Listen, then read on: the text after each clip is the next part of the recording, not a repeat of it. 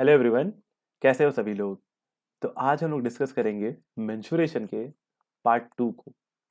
तो जिन जिन लोगों ने पार्ट वन अभी तक नहीं देखा है, मैं प्रेफर करूंगा कि सबसे पहले आप लोग पार्ट वन देख लो, ताकि पार्ट टू और अच्छे से समझ में आए। इसलिए एक छोटा सा ब्रीफ कर लेते हैं कि पार्ट वन में हमने क्या देखा था।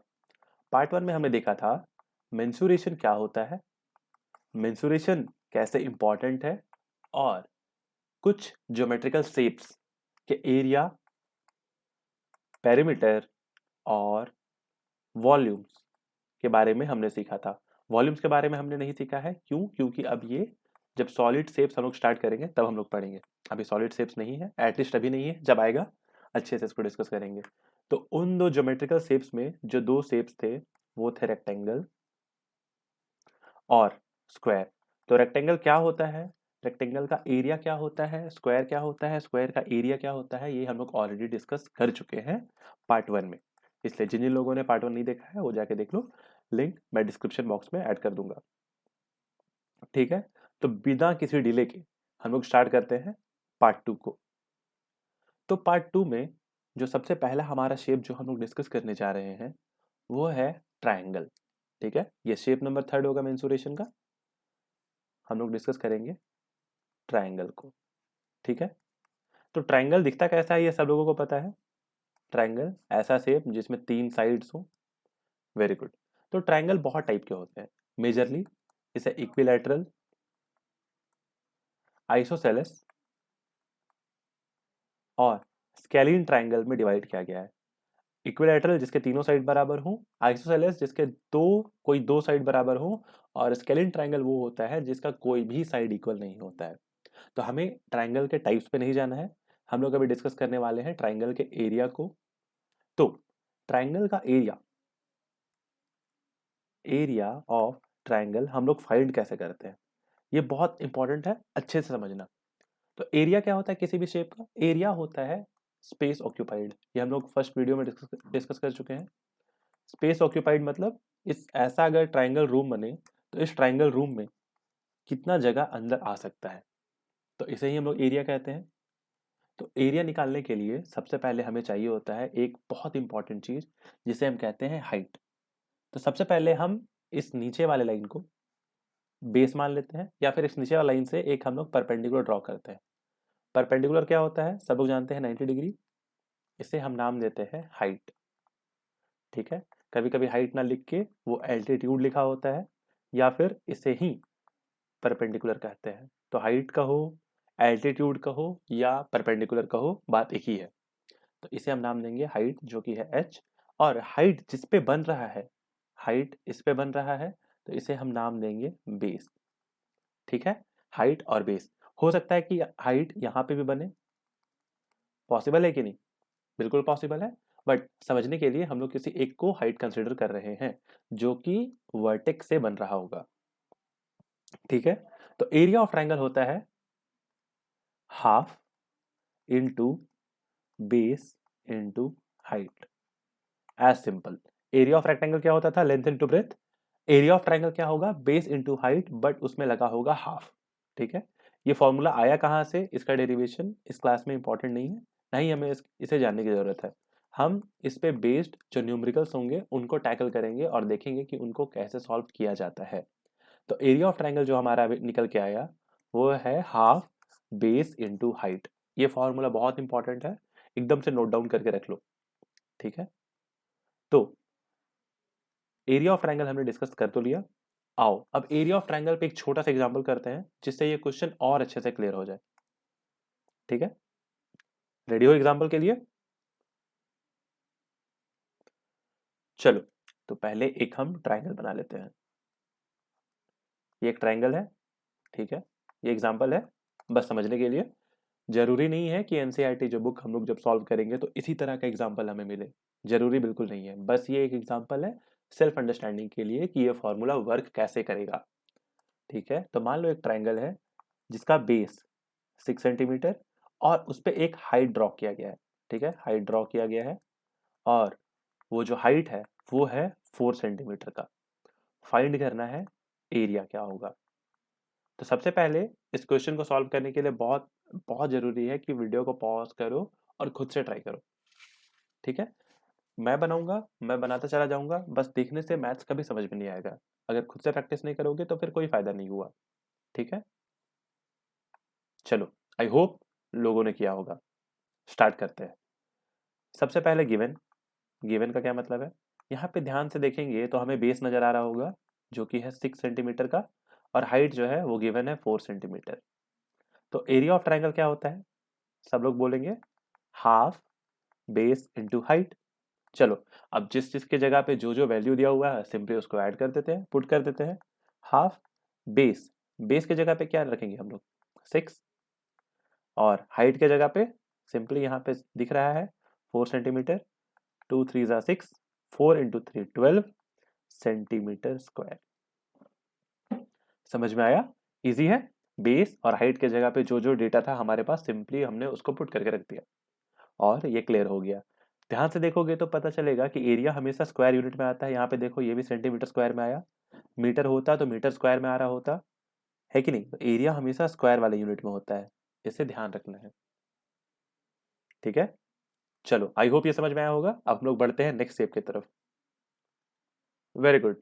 तो चलो, हमारा नेक्स्ट शेप जो कि शेप नंबर 4 है वो है पैरेललोग्राम। बहुत लोगों के लिए ये एकदम से नया वर्ड होगा कि ये पैरेललोग्राम क्या है। ट्रायंगल तो चलो सुना भी था, देखा भी था, ये पैरेललोग्राम क्या होता है? ये क्लास 7 में भी था। जिन लोगों ने नहीं पढ़ा उनको घबराने की बिल्कुल भी जरूरत नहीं है, जो कि मैं शुरू से कह रहा। नहीं भी आता है, सीखेंगे, शुरू से सीखेंगे, ठीक है? तो चलो देखते हैं। पैरेललोग्राम जो है वो दिखने का कुछ ऐसा होता है। मैं कोशिश करता हूँ बनाऊं।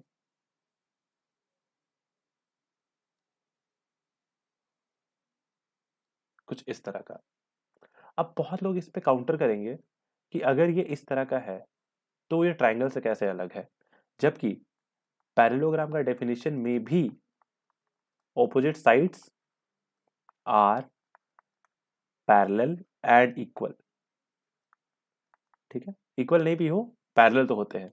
अभी इक्वल होते हैं या नहीं होते हम लोग ज्योमेट्री में देखेंगे, बट अभी मोस्ट इंपॉर्टेंट जो कंसिडरेबल पॉइंट है वो है पैरेलल का। ध्यान से देखोगे तो ये और ये पैरेलल है, ये और ये पैरेलल है। पैरेलल लाइंस क्या होती है सबको पता है, और जिन लोगों को नहीं पता है वो रेफर पार्ट 1 को करो। तो अब यहाँ पे सवाल उठता है कि अगर ये दोनों साइड ऑपोजिट साइड्स अगर पैरेलल हैं तो फिर क्या अंतर है पैरेललोग्राम में और रेक्टेंगल में? रेक्टेंगल में भी ऑपोजिट साइड्स पैरेलल होते थे। अगर हम रेक्टेंगल बना के देखें तो कुछ ऐसा दिखता है। इन दोनों में आखिर अंतर क्या है? कुछ बच्चे बोलेंगे दिखने में अंतर है। नहीं, वो रीजन नहीं हुआ। ध्यान से देखने पे पता चलेगा कि रेक्टेंगल पे जो सारा एंगल, जितना भी एंगल बन रहा है साइड्स के बीच में, वो कितना है? वो 90 डिग्री है, वो स्ट्रेट लाइन है। बट पैरेललोग्राम में 90 नहीं होता। 90 छोड़ के सारा एंगल होता है, बट 90 नहीं होता, ठीक है? ध्यान से देखो, इसमें 90 कोई भी एंगल नहीं है, तो इसलिए इसे कहते हैं पैरेललोग्राम और इसे कहते हैं रेक्टेंगल। तो ये बात हमेशा याद रखना। बहुत सारे बुक्स पे या फिर बहुत सारी जगहों पे इसका डिस्कस नहीं किया जाता है, सिंपली लोग फॉर्मूला रटते हैं और शुरू हो जाते हैं बनाना, जो कि सही नहीं है। जो पढ़ रहे हैं उसका जानकारी पूरा रखेंगे ताकि फ्यूचर में हेल्प हो सके। चलो, अब हम लोग इसका एरिया को निकालेंगे। Area of parallelogram. पढ़ तो मेंसुरेशन रहे हैं ना, एरिया तो निकालना पड़ेगा। तो देखो, एरिया और पैरेललोग्राम जो है वो लगभग लगभग एरिया ऑफ ट्रायंगल के जैसा ही निकलता है। तो लगभग लगभग अगर एरिया ऑफ ट्रायंगल के जैसा निकल रहा है तो इसमें भी एक हमें हाइट ड्रॉ करना पड़ेगा। Very good. ये हाइट, ये हमारा एच, और हाइट जिस पे ड्रॉ होता है उसे हम कहते हैं बेस, है कि नहीं? हाइट जिस पे ड्रॉ हो रहा है उसे हम बेस कहते हैं। तो ये हाइट और ये बेस। अब यहाँ पे एक मजे की बात यह है कि जरूरी नहीं है कि हाइट हमेशा ऊपर से नीचे की ओर ही आएगा। बहुत ज्यादा चांस है कि हाइट जो है वो ऐसे भी तो हो सकता है। ध्यान से देखोगे तो इस तरीके से, जिसमें ये हाइट हो जाए और जिस पे ये बन रहा है वो बेस हो जाए। सिंपली ये हाइट ऐसे भी हो सकता है और ये हाइट ऐसे भी हो सकता है। तो बिल्कुल कंफ्यूज नहीं होना है। अगर कोई पूछे तो ये नहीं कहना है कि हाइट हमेशा टॉप टू बॉटम ही होता है, ऐसा बिल्कुल भी नहीं है, ठीक है? तो अभी हम लोग समझने के लिए इस एग्जाम्पल को ले रहे हैं, आगे जब आएंगे क्वेश्चंस तो उसमें हम लोग और अच्छे से डिस्कस करेंगे। तो एरिया ऑफ पैरेललोग्राम होता है सिंपली बेस इंटू हाइट। ठीक है, सिंपल। एरिया ऑफ ट्राइंगल क्या होता था, half times base into height, और एरिया ऑफ पैरेललोग्राम क्या होता है, बेस इंटू हाइट। ठीक है, base into height, note down कर लो। और इस पे एग्जांपल हम लोग नहीं करेंगे क्योंकि इसका एग्जांपल हम लोग ट्राइंगल में ऑलरेडी देख चुके हैं। तो इसके जो एग्जांपल्स की जगह हम लोग सीधा इसके एनसीईआरटी क्वेश्चंस को करेंगे। ठीक है, तो keep in mind area of parallelogram is base into height. Very good, let's move to our next shape. अब नेक्स्ट शेप जो हमारे पास है वो है शेप नंबर 5, और जिसके बारे में बहुत लोग ऑलरेडी जानते हैं, जिन्होंने डेली लाइफ में इसे बहुत बार देखा है। सबको पता है हम लोग कौन से शेप के बारे में बात करने जा रहे हैं, वो है सर्कल। चलो, सर्कल के बारे में तो एटलीस्ट सबने सुना होगा, क्लास 6 में भी था, 7th में भी था, ये 8 में भी है। ठीक है, तो सर्कल क्या होता है, सर्कल दिखने का कुछ ऐसा होता है। अब लोग पूछेंगे नहीं सर्कल क्या होता है, सर्कल का डेफिनेशन पढ़ने के लिए हम लोग क्लास 11th में जाएंगे, जो कि डिटेल्ड में होगा। ठीक है, तो चलो, सर्कल में एक बहुत इंपॉर्टेंट चीज है, वो है सेंटर। सर्कल के बीचों बीच एक उसका सेंटर होता है। ठीक है, जिस तरह तुम्हारे रूम पे एक सेंटर होगा, तुम्हारे घर पे एक सेंटर होगा, उस तरह सर्कल पे एक सेंटर होता है। ठीक है, और सर्कल के सेंटर से सर्कल के आउटर बाउंड्री को या फिर सिंपली बाउंड्री को मिलाने वाले लाइन को हम लोग कहते हैं radius, R. R for radius. तो रेडियस सिर्फ इधर नहीं होगा, देखो, सेंटर से किसी भी पॉइंट को मिलाओ, किसी भी पॉइंट को मिलाओ बाहर में, तो उसे हम कहते हैं रेडियस। ठीक है, किसी भी पॉइंट को मिलाओ। और मजे की बात यह है कि तुम जिस भी पॉइंट को मिलाओगे, हमेशा सेंटर से लेके बाउंड्री तक का डिस्टेंस हमेशा इक्वल होगा। अगर चाहो तो घर में एक्सपेरिमेंट कर सकते हो, हर बार रेडियस का जो वैल्यू है वो लगभग लगभग बराबर आएगा। बट हाँ, सर्कल परफेक्ट बनाना, ऐसा नहीं कि ऐसा सर्कल बना दिए और रेडियस मेजर कर रहे हैं, कभी नहीं आएगा। ठीक है, ये था रेडियस। इस पे और एक चीज है, एक बाउंड्री से दूसरे बाउंड्री के एंड को जो लाइन मिलाए सेंटर से होते हुए, क्या, सेंटर से होते हुए, उसे हम कहते हैं डायमीटर। डायमीटर रेडियस का बड़ा भाई है। रेडियस सिर्फ सेंटर से बाउंड्री को मिलाता है, बट डायमीटर वन एंड से दूसरे एंड को मिलाता है, बट वो सेंटर से ही पास करेगा। अब यहाँ पे एक और लाइन आ सकता है कि क्या इसे हम डायमीटर बोलेंगे, क्योंकि ये भी तो वन एंड से दूसरे एंड को मिला रहा है। तो इसे डायमीटर हम नहीं बोलते हैं, इसे हम बोलते हैं कॉर्ड। और कॉर्ड क्या होता है वो अभी हमें डिस्कस नहीं करना है, तो हम लोग उस पर जाएंगे भी नहीं। तो इसे डायमीटर नहीं कहेंगे। तो डायमीटर होने के लिए सबसे ज्यादा जरूरी है कि वो लाइन सेंटर से पास करे ही करे। ठीक है, डी फॉर डायमीटर। चलो, वेरी गुड। तो रेडियस और डायमीटर देखो, अगर मैं डायमीटर के नीचे वाले हिस्से को ढक दूं, जैसे इसे मैं ढक दूं, इस वाले हिस्से को, तो ये भी रेडियस और ये भी रेडियस हो जाएगा, है कि नहीं, ये भी आर, ये दोनों सेम डिस्टेंस है। बट अगर जब इसे हटा दिया जाए तो ये देखो, ये डिस्टेंस और ये डिस्टेंस क्या हो जाएगा, डबल।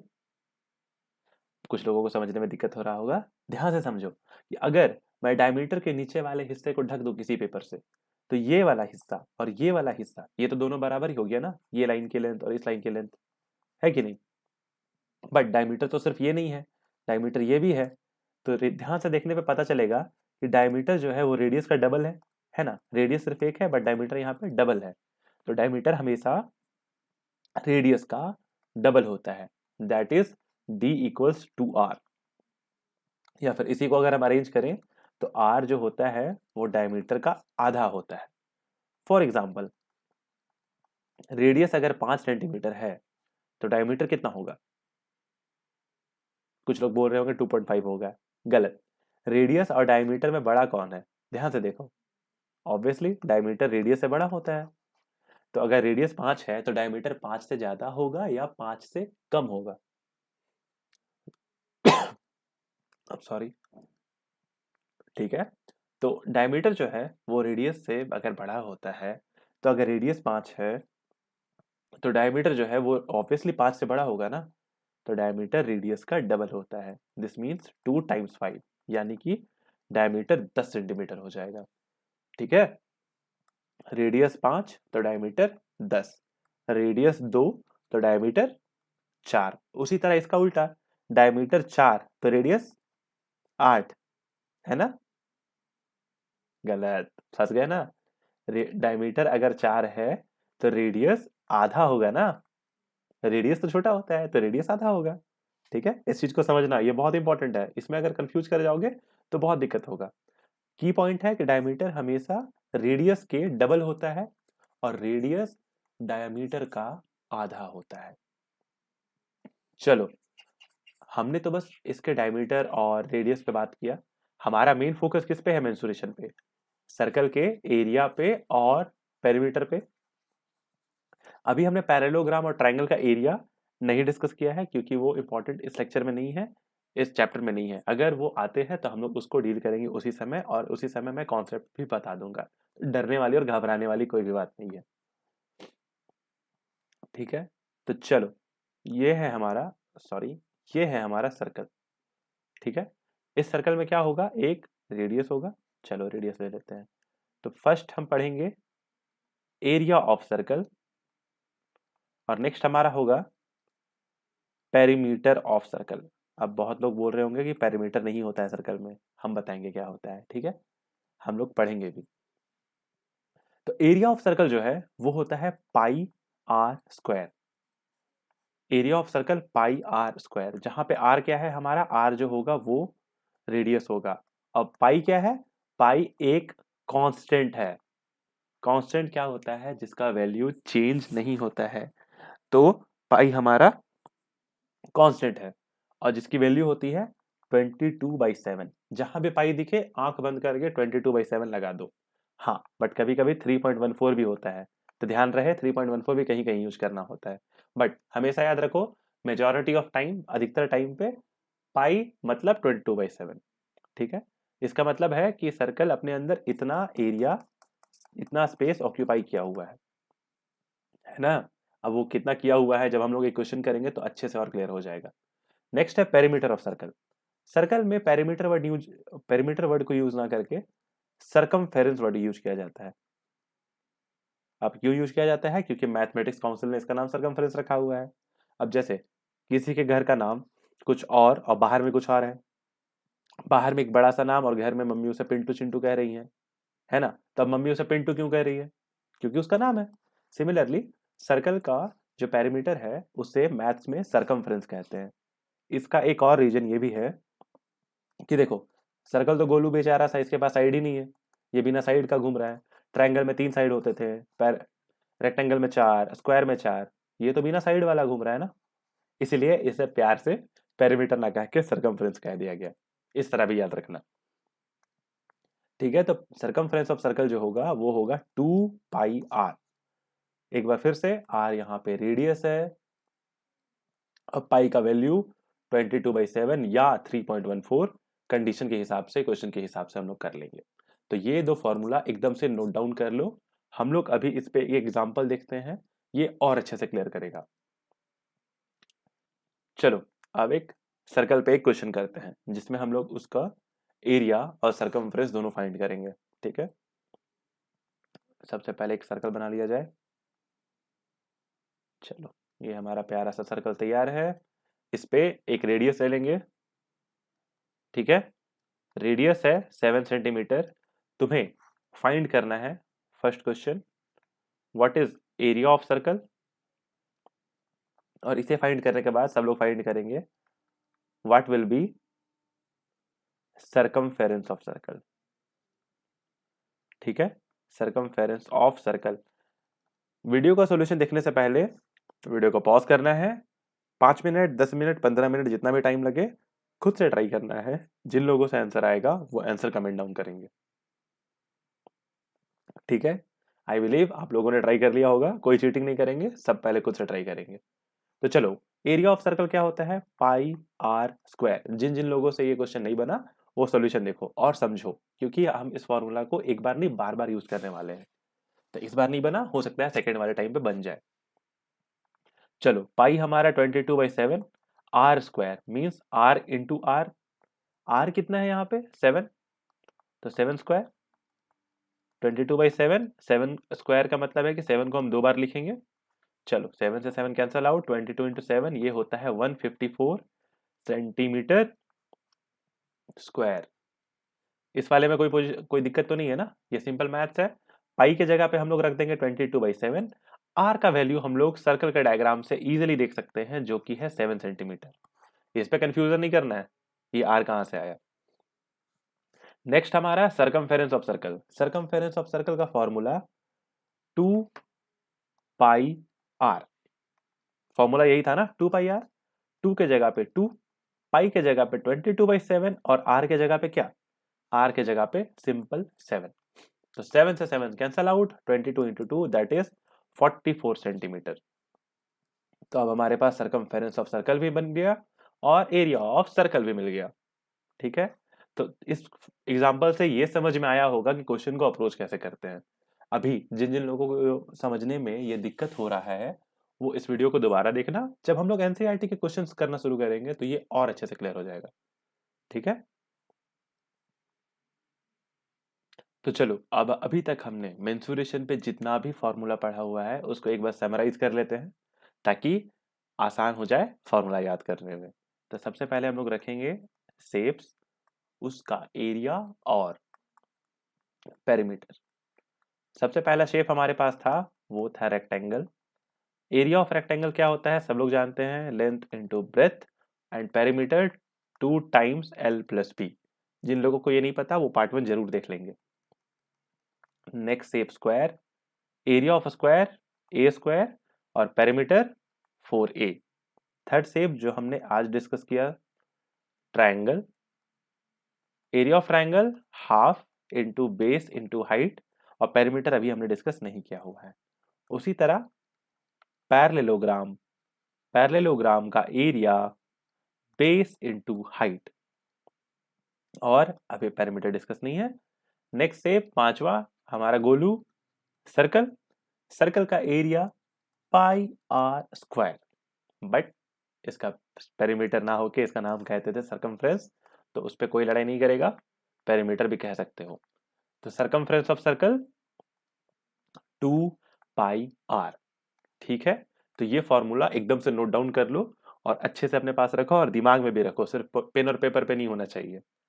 ठीक है, तो अभी तक हम लोगों ने मेंसुरेशन के पार्ट 1 और पार्ट 2 दोनों को ही डिस्कस कर लिया है।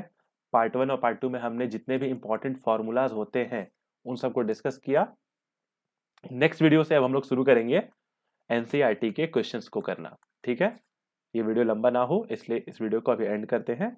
मिलते हैं नेक्स्ट वीडियो में, तब तक के लिए stay safe and do subscribe to this channel और शेयर करो दोस्तों के साथ और सब लोग मिल के पढ़ो।